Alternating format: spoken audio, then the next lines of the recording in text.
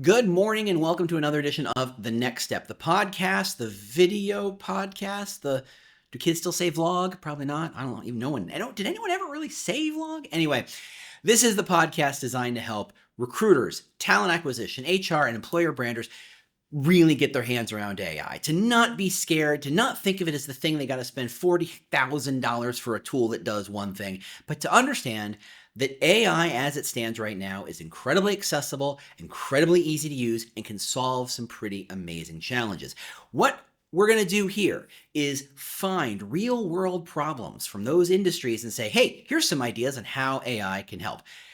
How do I find those challenges? Well, right now, I'm listening to podcasts. So are you, because you're doing it right now. Do you not get how this works? Anyway, I could check out some podcasts. There's a whole lot of podcasts out there, as you well know. And I grab a transcript and I ask AI, can you identify challenges that came from this conversation, either stated or inferred? By the way, I use Claude for that. And Claude's really good for grabbing a transcript and listening to that stuff. So anyway, today's podcast is from the Pausecast. Say that very precisely. It's very important.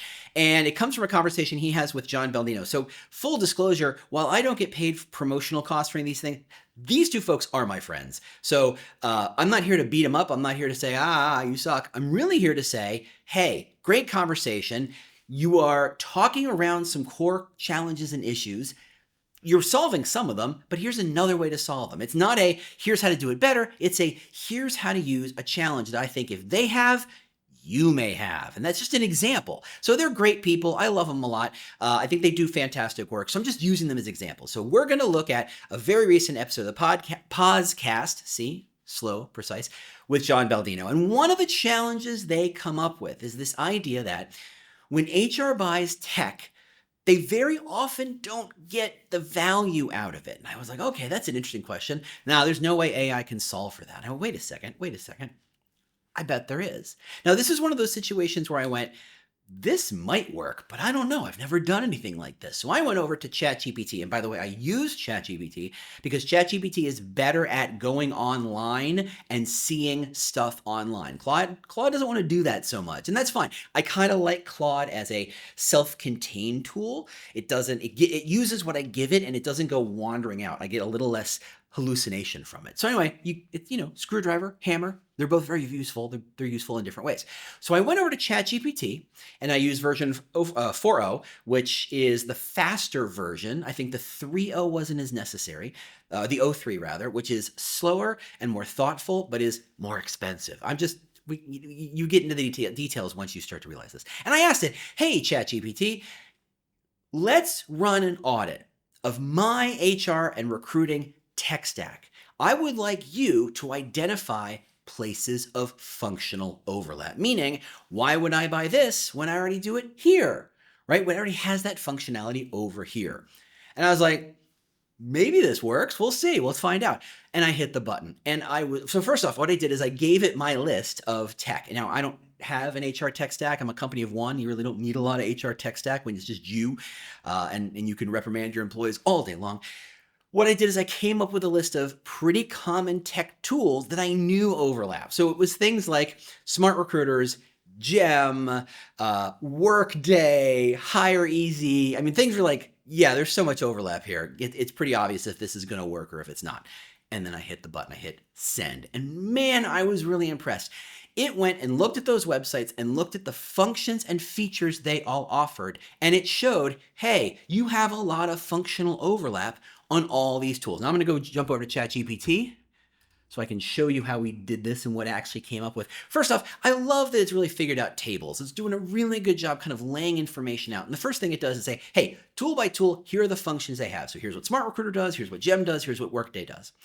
Spoiler, and an aside, I'm not saying Google's dead, but I'm saying Google search is buying property in Florida. I'm just saying that it may be looking to be a little less valuable. I mean, have you looked at Google search lately? It's more AI than actual search result most of the time.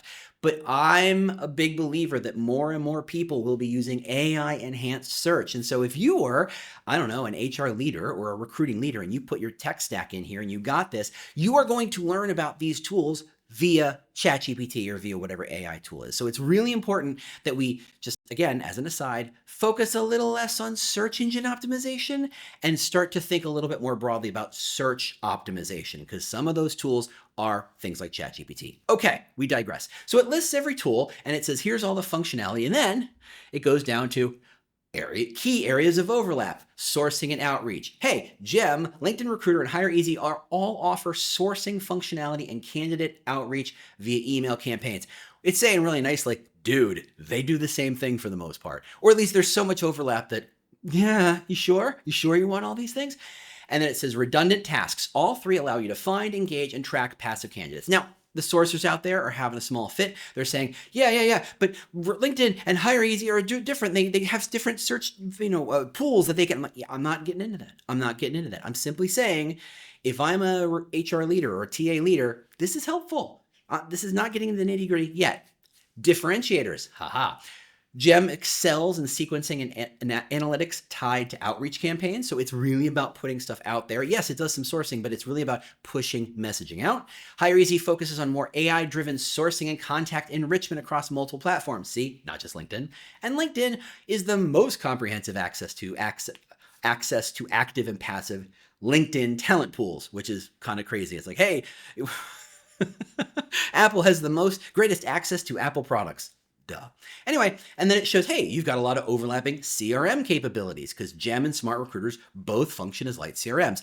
Analytics, Gem, Hire Easy, Smart Recruiters, and Workday all offer analytics features, but for different audiences. And then it lists this.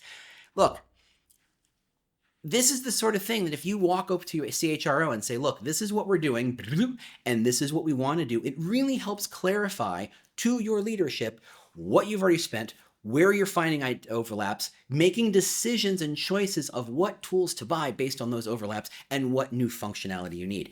It even makes, here's where there's likely friction or waste, shows places where there's too much overlap and that might lead to a lot of waste. And then it lists suggestions.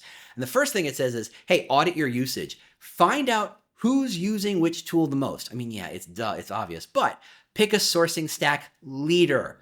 I love this. This is a strategy to say, look, you don't need 3 tools that do the same thing. Pick a focal area, and then you can add to it and annotate it and support and buttress it, but really have a core platform.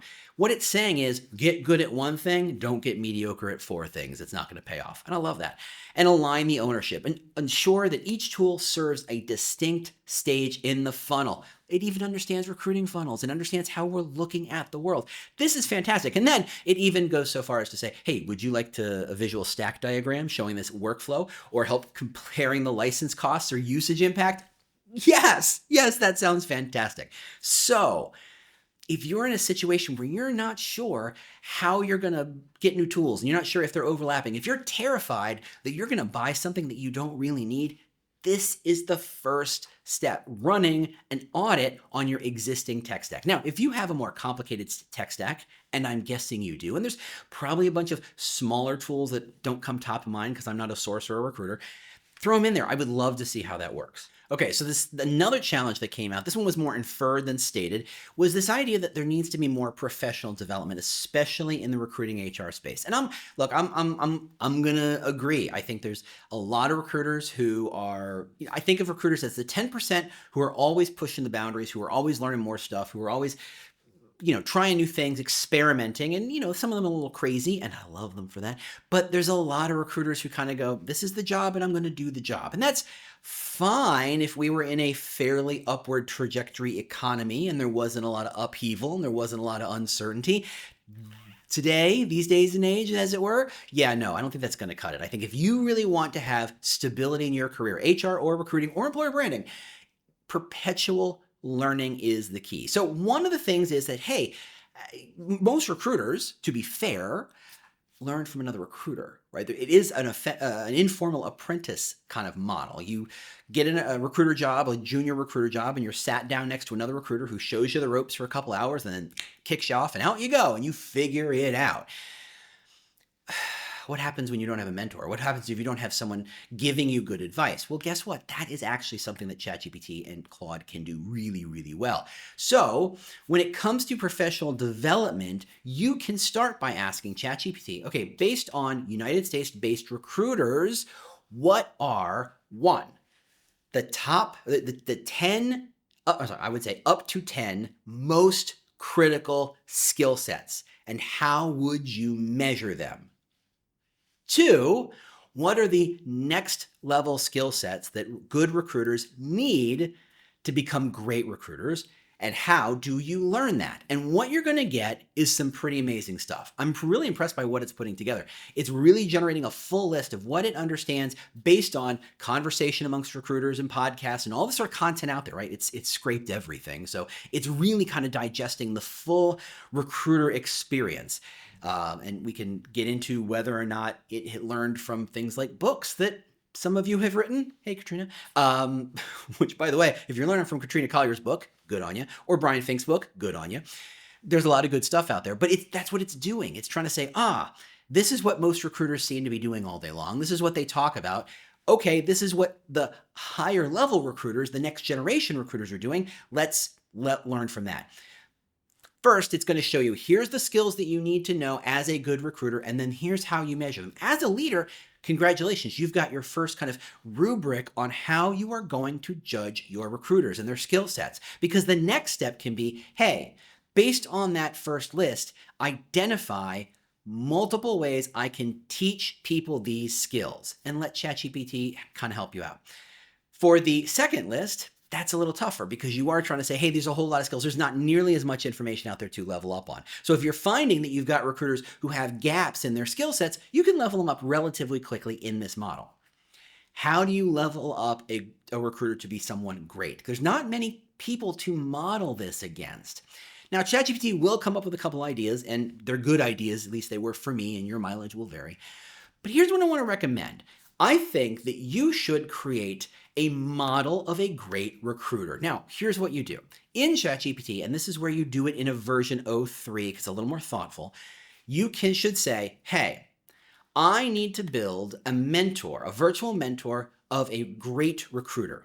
That recruiting, you could take two different paths here. And I've done this not for recruiting, for other things, but it's really interesting. You would then say either, here's a list of 10 recruiters who I think are the top of their game, or you can even say, let's start by identifying 5 to 10 recruiters who are elite level recruiters. Identify what makes them elite and what information you can find on them. Submit. And it's going to come up with a list of 5 or 10 recruiters who are doing amazing work. The best part is you will probably know some of them, and you will probably not know some of them, which is great. It will then list the skills or the things that make those recruiters elite. Now what you do is you have kind of a menu to order from, and you could say, okay, I'd like to build a mentor based on the skills of these 3 people because they have the skills I want to learn. You're tweaking it. You're customizing your mentor to focus on the things you want to do. Before you hit submit, add the question, please ask questions to help you create a better mentor. What do you need to know for me to do this right? Right? And it's going to ask you a bunch of questions. It's going to ask you questions like, okay, if you're a recruiter, what is your recruiting level like now? What is your target audience? Where do you work? What kind of people do you hire? It's going to ask a lot of contextual information about you and your team, I guess, if this is something you want to share around with the rest of your team. That's great. That's really going to help it kind of say, okay, if I understand who we're modeling, what we're modeling for, and the audience it's modeling to, it's going to put together a great model. Now, once you have that, say, please generate a full prompt to turn the model that we just developed into a custom GPT. Now, a custom GPT, if you don't know it, is kind of like a sandbox version of ChatGPT, where you say, okay, look, ChatGPT is everything. It's the known universe. This is, hey, just focus on this tiny little piece of the universe. Meaning, I want you to think as this elite recruiter mentor. So it will generate the prompt, you copy it, you go into ChatGPT, make a new custom GPT, and I think you have to be paying for $20 a month for this. So if you do, please do. It's great. It's a great function. drop it in and say, make my elite recruiter. Give it a name if you want. If you want to call it Bob, you want to call it Susan, I don't care, whatever. And you can even click the button that says make an avatar so it feels like you're talking to somebody. It's cool. It will generate that mentor. And then you say, hey, I need a set of lessons, or I need a lesson plan, or I need a weekly skill I want you to help me build. Start to generate weekly lessons. What would be the first 3 lessons? And you can find out exactly what it's going to teach you. And you will see immediately if it's going to be serving you, if it's going to help you grow. And I'm going to tell you right now, this is not bragging, nor this is kind of whatever. I have 3 of these. I have 3 of these for my own personal work. One is a professional growth hacker, because I don't like growth hacking. I think it's stupid and annoying, but it clearly has some value. And I'd like a different perspective on how this stuff works. I have one for an elite level salesperson, because I hate doing sales and I hate doing outreach. And it's doing a really good job kind of saying, hey, let's just break this into steps. It doesn't have to feel smarmy. You can always be talking. You can always find new people to talk about your work with to see if you can start conversations. So it's really, really powerful stuff. So I've done this model myself before and it works a treat. So let's recap. First, you can use ChatGPT version 4.0 to do a full audit on your tech stack to identify where the overlaps are, where the challenges are, and how you can kind of manage that level of overlap. 2, you can figure out what skills are needed by your recruiters, score them and judge them, and also develop an elite level mentor so that every one of your recruiters can be way, way better, way more effectively. It's going to be on you to kind of make sure that they're on task. And that's what that first model was. Here are the skills and here are the elite skills. You can start to test them. Are they getting better on those skills? Because ChatGPT built the rubric for you. All right. That was a lot. I didn't expect that to be nearly as long as it was, but that was a lot of really good information. If you'd like me to focus on your particular challenge, all you got to do is go to LinkedIn, you know where to find me, and leave me a voicemail.